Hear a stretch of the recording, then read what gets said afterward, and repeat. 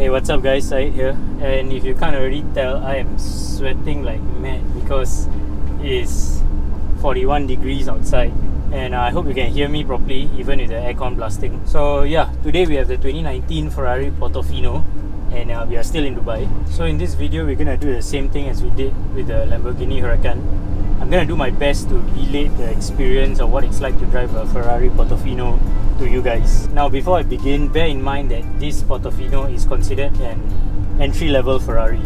So I don't expect it to be as sharp or as exciting as the Ferrari 488 or Ferrari 458. Now the Portofino was named after an Italian fishing village. I don't know why they did that, but anyway, this car is actually the successor to the Ferrari California and the Ferrari California T.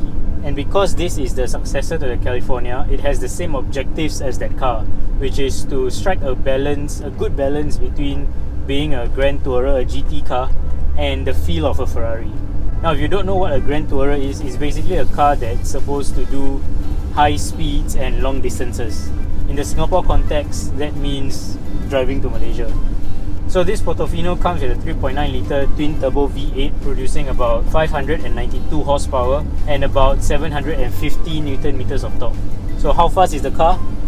0 to 100 in 3.5 seconds.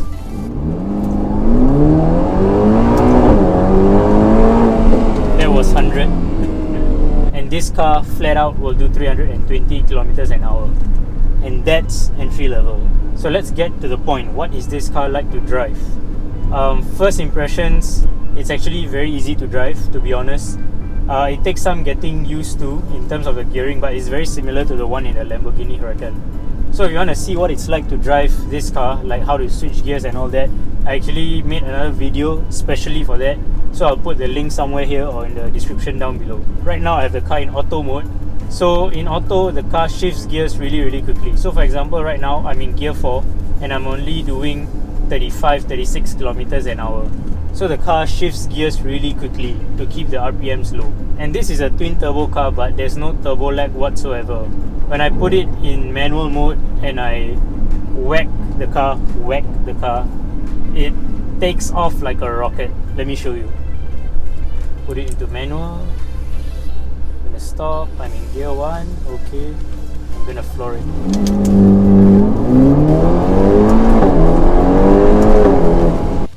So in this car you have sort of 3 modes.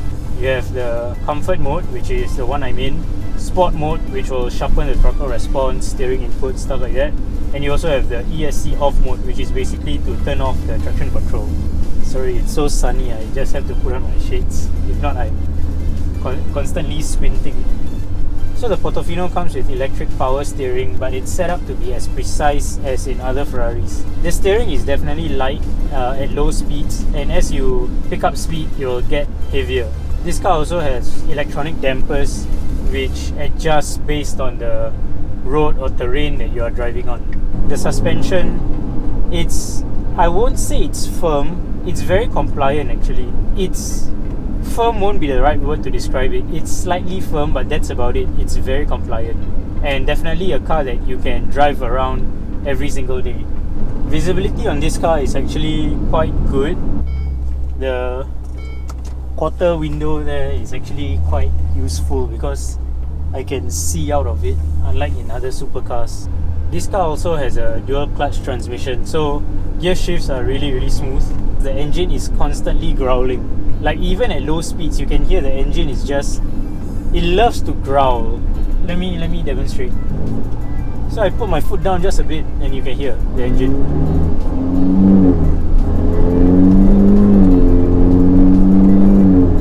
So I guess the engine growl sort of masks a bit of the road noise. So Ferrari's goal with this car was to create a car that you can drive every day of the year, and I think they really achieved that goal with this car. Suspension is very compliant. Visibility is honestly quite good. Okay, maybe it's not like super practical, but you do get a boot so you can keep some stuff. So just the ride, the visibility and the power makes this a car that you can drive every day. I think the only downside is probably the practicality. exterior wise, to be honest, when I saw this car in pictures and videos, I thought, doesn't look very special. But once you see it in person, especially in this Rosso Corsa red, it really grabs your attention. But this, compared to the predecessor, the California, this definitely looks much better in my opinion. And this car actually won a Red Dot Design Award, something like that. So, that has to mean something, right? So the interior feels, very high quality and very sporty. I won't say it's luxurious, it's more to the sporty feel. But the material quality is really good.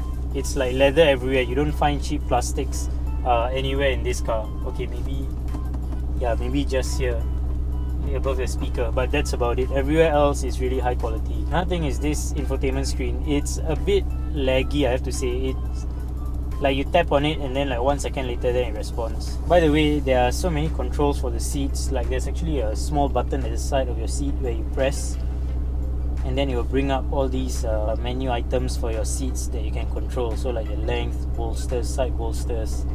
So yeah, that's quite interesting. Okay, next, moving on to practicality. The side door bins are quite small. Let's see. Yeah, you can just about fit a bottle in there. Here you get one cup holder. Storage space is not very big. Glove box is also about average size. A bit more to the smaller side actually. Rear seats, you can fit 2 people in there. Just make sure they don't have any legs.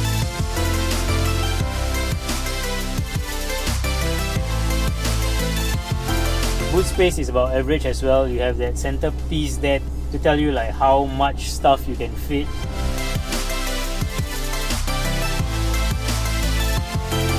So conclusion, what do I think of this car? It's fantastic. The power is amazing. The drive is also really good. The suspension, very compliant. The looks, I'm not a very big fan of the looks. It's still a Ferrari, it's still exotic. But for me personally, it's not the best looking Ferrari. And I think one of the things I dislike about this car is that the practicality. It could have been a bit better here in the cabin. It could have had more storage space, but there just isn't. So that's it guys.